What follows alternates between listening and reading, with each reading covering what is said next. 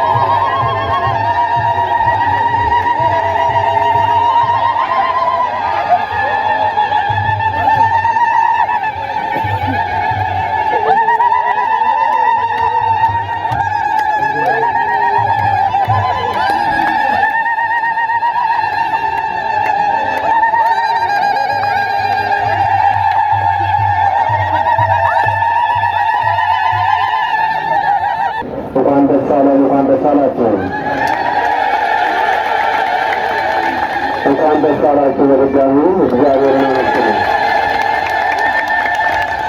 ድገሙ፣ ሶስተኛ ድገሙ። ኪዳነ ምሕረት ታቦት በዚህ ቦታ ላይ ይመጣል ብለን ተነጋግረን ነበረ።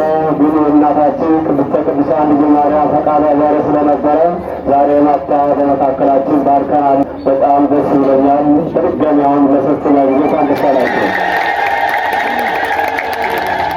እንግዲህ በየወሩ ኪዳነ ምሕረት ማህበር ይመሰረታል። ታገለግላላችሁ።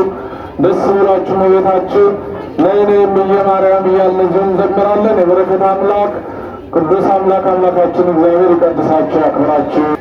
የእመቤታችን በዓል እንድታከብሩ አባቶቻችን ፈቅደው ታቦተ ሕጉን ይዘውልን ስለመጡ ብፁዕ ሊቀ ጳጳሱ ስለፈቀዱልን መልእክተኞቹ ደግሞ አክብረው ይዘው ስለመጡ አንድ ጊዜ አመስግኗቸው። እግዚአብሔር ያክብርልን።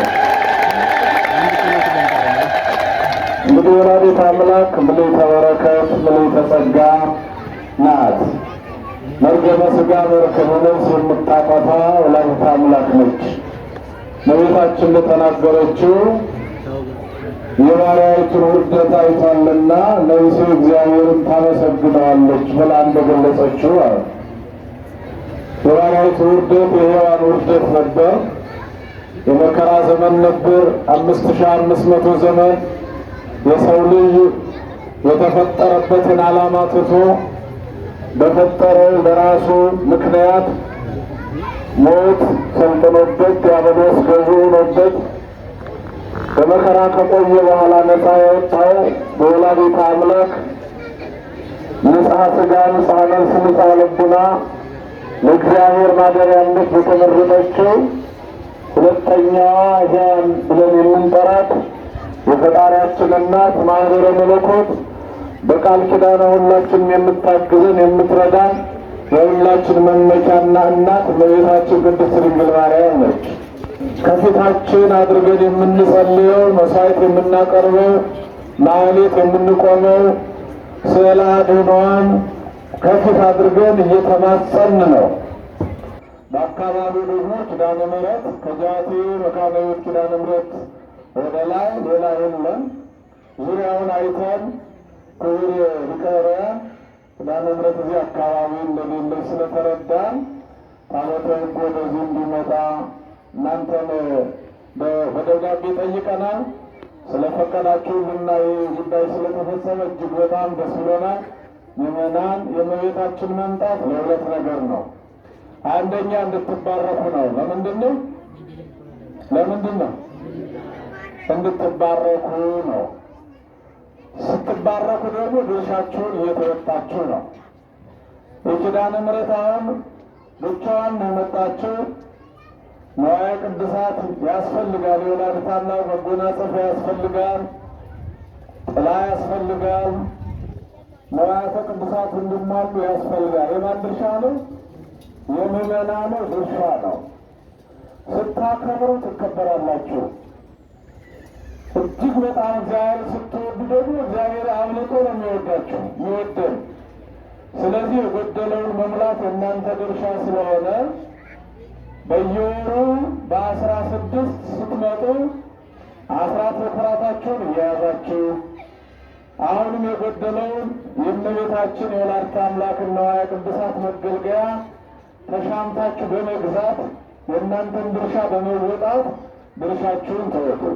እንግዲህ ነገ ቅዳሴ ቤቷ ይከበራል ማለት ነው። እንኳን ደስ አላችሁ። ጋር 21 የእመቤታችን በዓል በዚህ ቦታ በየዓመቱ ይከበራል ማለት ነው። እግዚአብሔር ይባርካችሁ።